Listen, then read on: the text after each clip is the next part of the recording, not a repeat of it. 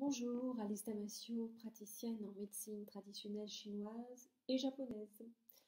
Aujourd'hui, nous allons nous intéresser à la saison du printemps.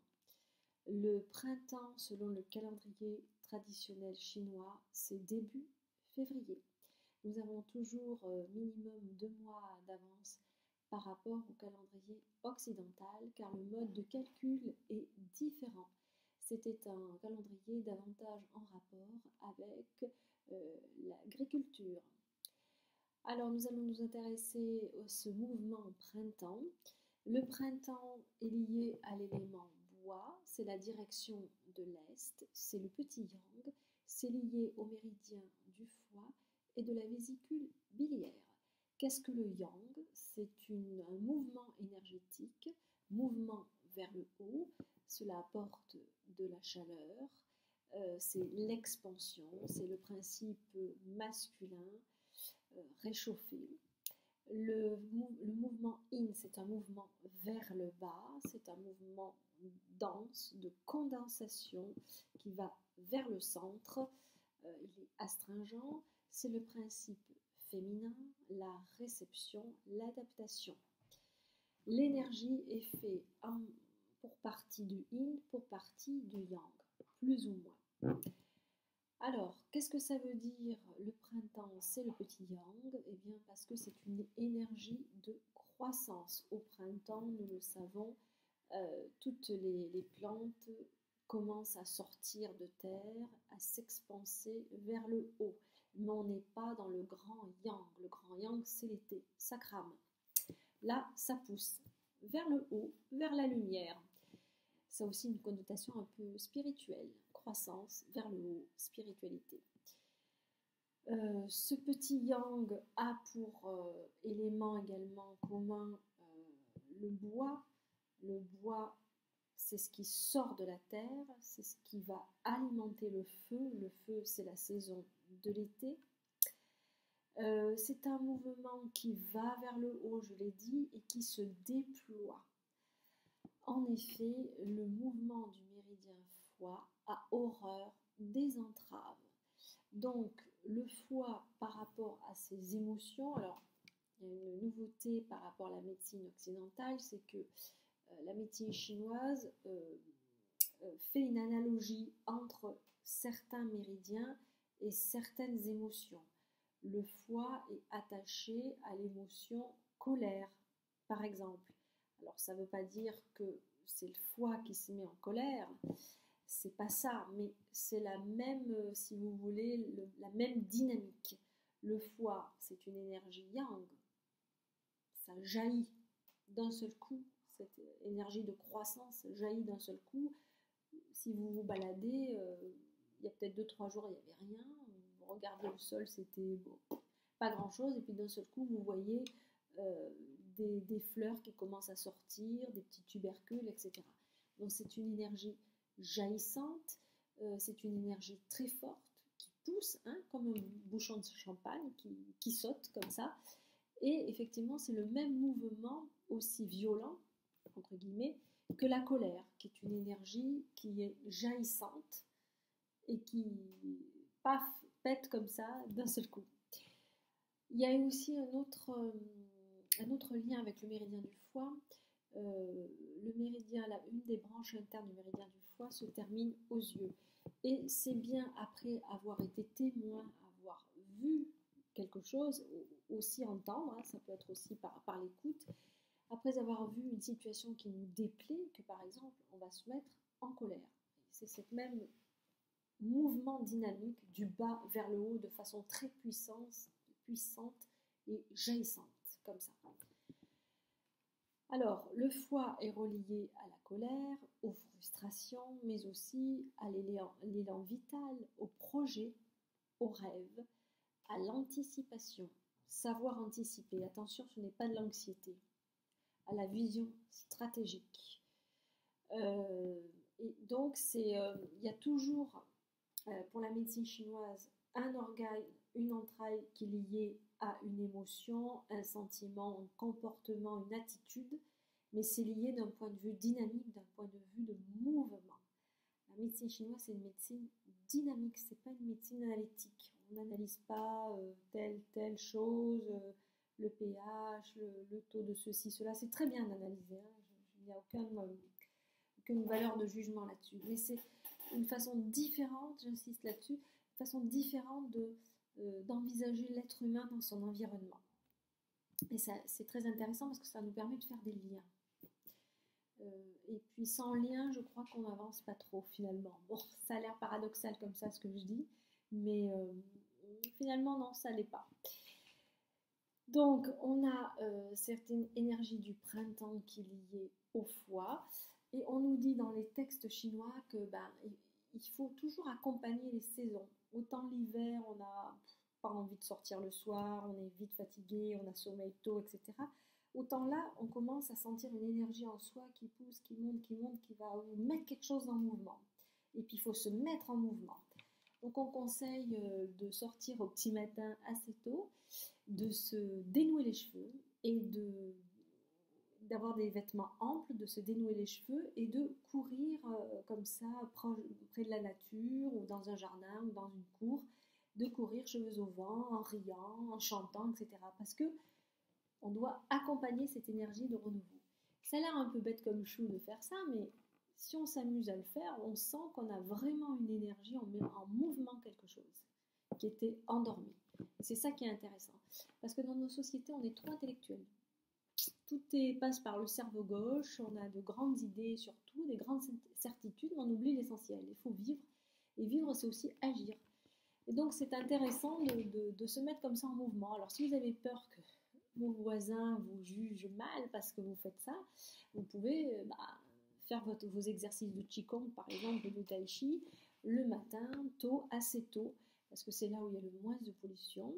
Et puis vous faites ça, vos exercices au grand air, en chantant. Si vous avez envie, vous pouvez aller promener votre petit chien, votre grand chien, en courant avec lui. Voilà, faire des choses comme ça qui mettent véritablement en mouvement.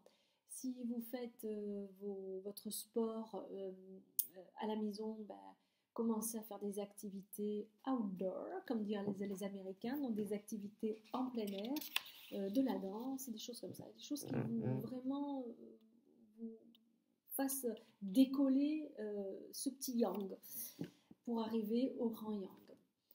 Nous sommes dans des sociétés où on est trop statique toute la journée, assis derrière un bureau, derrière son ordinateur en train de faire une vidéo par exemple, et on ne bouge pas assez. C'est très très important de faire 30 minutes tous les jours d'activité physique, que ce soit de la marche, du vélo elliptique, de la corde à sauter, du qigong, du yoga, ce que vous voulez, mais il faut absolument bouger, c'est très important.